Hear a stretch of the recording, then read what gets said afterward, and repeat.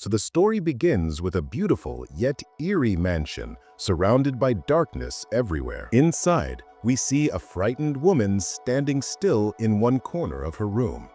Someone enters to give her food, but as soon as the door opens, the woman tries to escape.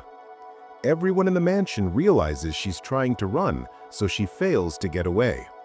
Helpless, she takes an iron wire, ties it around her neck, holds a statue to add weight, and the next moment jumps to her death. Before dying, she keeps repeating, "Let this curse end with me. May no one else from my bloodline ever meet you again." Now, the story jumps years ahead. We meet a girl named Evie. She's an artist, but at the moment, she's working hard as a waitress. Evie has a good friend, and both are struggling to make a better life. One day, her friend gave her a DNA test kit through which anyone can find their family members. This test was run by a company that helps people who have no known relatives in the world. The company takes your DNA and finds any family connections across the globe. At home, Evie starts making clay models, her favorite hobby, but she can't focus. She's lost in the hope that maybe, somewhere in the world, she might still have a family. So the next day, she sends her DNA sample to the company. Soon, the results arrive, revealing that Evie's family is from England. The company even finds her cousin, who's currently living there. Evie is shocked and excited to learn this, and she tells her best friend about it. Meanwhile, her cousin also receives the message that he has a relative named Evie. He messages her and invites her out for coffee. Evie meets her cousin and he treats her very kindly, which makes her feel good. He says, "Everything for your arrival is on us. All expenses are covered. It's a gift from your family." Evie happily agrees and decides to travel to England. After a few days, she arrives there. Her cousin greets her warmly at the airport and drives her to a magnificent mansion. Evie is stunned by its beauty and grandeur. Her cousin explains that his whole family works for the owner of this mansion, and since there's a wedding coming up, the place is buzzing with preparations. Some waitresses are also hired to help. While walking around, Evie accidentally bumps into a maid carrying dishes, which fall on the floor. Evie helps her pick them up, but the mansion's rude head servant scolds the maid harshly. Evie protests, saying, "You don't know how to talk properly. I'm a guest here." Just then, a young man arrives and apologizes to Evie for the servant's behavior. Her cousin introduces them. He's none other than Walter, the owner of the mansion. Walter warmly welcomes Evie. His behavior was very good with Evie. Then the servant took the stuffs of Evie and took her to the mansion. This was the mansion where the lady seen in first scene committed suicide. Evie was given a room and a personal servant who will only work for Evie. The servant told her about the rules of the mansion. She says, "You don't have to come out for anything. If you need something, just ring the bell, someone will come. But please don't go to the library, work is going on there, and try to sleep early." When Evie opens the curtains, she notices iron bars on the windows. Surprised, she asks, "Why are these here?" The servant replies, "Sometimes dangerous birds fly around. They could harm us, so this is for protection." Evie doesn't say anything further, assuming maybe it's true. That night, she video calls her best friend and says how happy she is. "I didn't expect everything here to be this amazing. The people, the mansion, everything is perfect." Later, Walter visits her room to check if she's settled in and again apologizes for his servant. His polite words make it clear that he's starting to like her. The next day, while walking outside, Evie spots an old building near the mansion.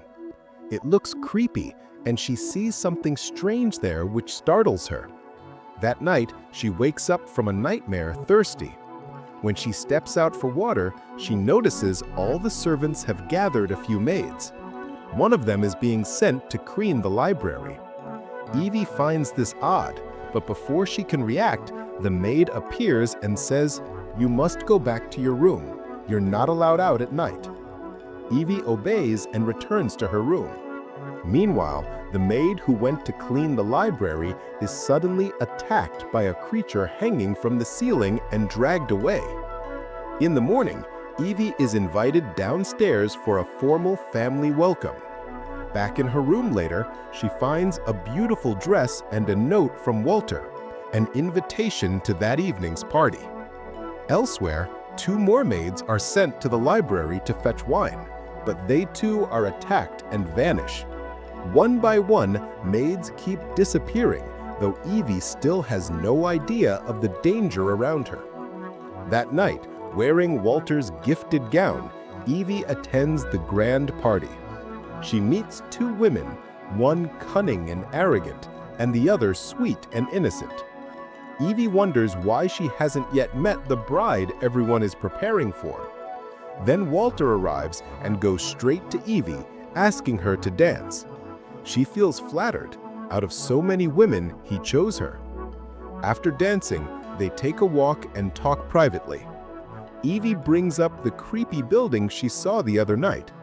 Walter explains, "Oh, that's just an old storage building from ancient times." They talk for a while and get closer. One night, Evie wakes up terrified and hides under her bed, screaming. Hearing her, Walter rushes in, comforts her, and checks the whole room but finds nothing. He says, "You must have had a nightmare. There's nothing here." Feeling safe with him, Evie asks, "Please stay until I fall asleep." He agrees. In the morning, Evie wakes up to a note from Walter. "I've left early, didn't want to wake you." Soon, the 2 girls from the party come to help her get ready. While cutting her nails, one accidentally cuts Evie's finger. Blood drips out. The cunning girl can't resist and licks the blood, shocking Evie. Disgusted and scared, Evie storms off. Now she realizes that something is seriously wrong here. Determined to find the truth, she sneaks into the forbidden library. Inside, she finds detailed information about herself, her full background, all collected by Walter. Feeling betrayed, she packs her things to leave. Walter finds her and apologizes, saying, "I only looked up your details to be sure. I wanted to know if you came here for money or truly to meet your family. Please don't misunderstand. I really care about you." Evie, emotionally torn, decides to stay. She's already developed feelings for him. That night, during a lavish dinner, Walter announces something shocking. "I want to thank you all for your loyalty through the ages. And tonight, I wish to share great news. I'm going to marry Evie." Everyone claps, but Evie is frozen in confusion. Moments later, a servant slits a maid's throat and collects her blood in a bowl. Evie is horrified. Then Walter declares, "For centuries, you've served me faithfully. You promised me 3 brides, 2 I already have, and tonight the 3rd one, Evie, will complete the ritual. 3 is a sacred number. It will make me more powerful than ever. In return, you shall receive wealth, status, and strength." Evie finally understands the truth, but it's too late.